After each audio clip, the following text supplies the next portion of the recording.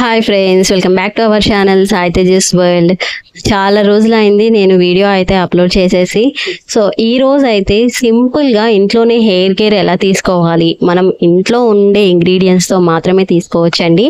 ఏవి కొత్తగా ఏమి పర్చేజ్ అయితే చేయాల్సిన అవసరం లేదు. స్టెప్ బై స్టెప్ ఏమేం చేయాలి అనేది ఈ వీడియోలో ఫుల్ డీటెయిల్గా చెప్పానండి.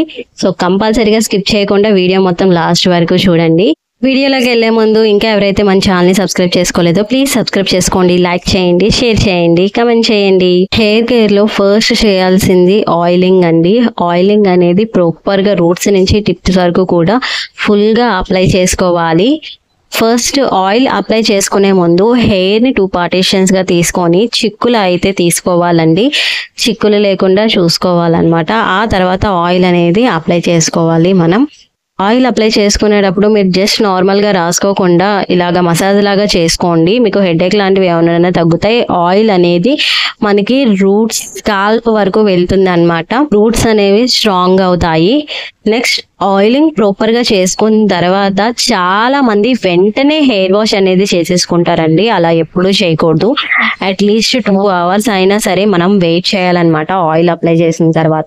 మీరు ఇంట్లో ఉంటే కనుక నెక్స్ట్ డే చేసినా సరే ఆయిల్ అనేది హెయిర్కి చాలా బాగా పడుతుంది. హెయిర్ సాఫ్ట్ కూడా అవుతుంది.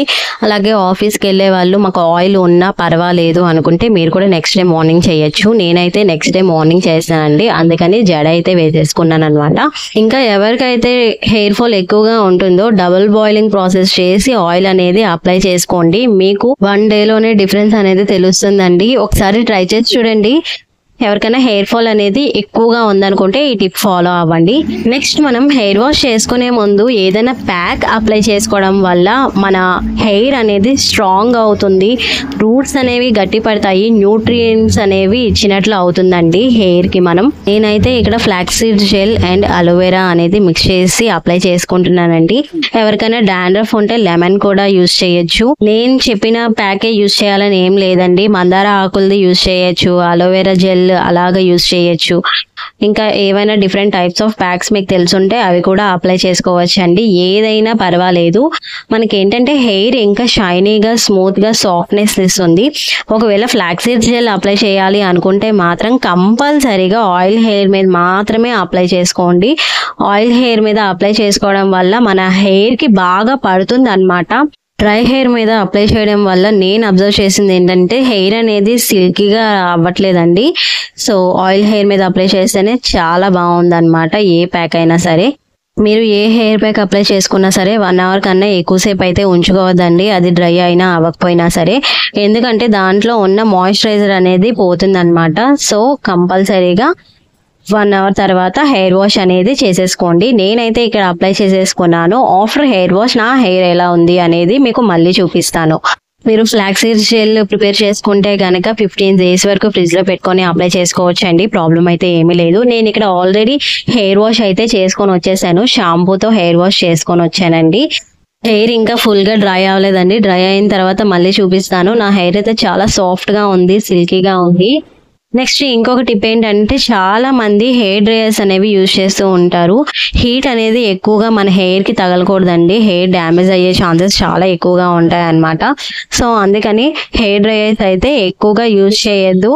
న్యాచురల్గానే హెయిర్ని ఆరనివ్వండి. లేదు మాకు ఆఫీస్కి టైం అవుతుంది, లేకపోతే ఎక్కడికైనా వెళ్ళాలి అనుకుంటే ఇంకా తప్పదు కాబట్టి ఏమీ చేయలేము. అలాగని హై హీట్లో పెట్టేసి మీరు హెయిర్ని డ్రై చేయొద్దండి. నార్మల్ హీట్లో లేకపోతే కూల్లో పెట్టుకొని హెయిర్ని అయితే డ్రై చేసుకోండి. నెక్స్ట్ చాలా మంది హెయిర్ సిల్కీగా ఉండాలని చెప్పేసి సీరమ్స్ అనేవి ఎక్కువగా యూజ్ చేస్తూ ఉంటారు కదా. అఫ్ కోర్స్ నేను కూడా యూజ్ చేస్తాను. కానీ నా హెయిర్ ఎప్పుడైతే నాకు కొంచెం ఫ్రీజీగా ఉన్నట్లు అనిపిస్తుందో అప్పుడు మాత్రమే యూజ్ చేస్తాను అనమాట. ఇప్పుడైతే నేను అసలు యూజ్ చేయలేదు. సో నా హెయిర్ చూసారు కదా ఎంత సాఫ్ట్గా అయితే ఉందో. అసలు చిక్కులు అనేవి లేవు. మనం ఆయిల్ అప్లై చేసిన తర్వాత ఇలా హెయిర్ ప్యాక్ అప్లై చేసుకోవడం వల్ల హెయిర్ అనేది చాలా చాలా బాగుంటుంది. Trust me. ఒకసారి ఎవరన్నా ఇప్పటి వరకు ట్రై చేసి ఉండకపోతే కంపల్సరీగా ట్రై చేయండి. సో నా హెయిర్ చూసారు కదా, మీకు ఎలా అనిపించింది?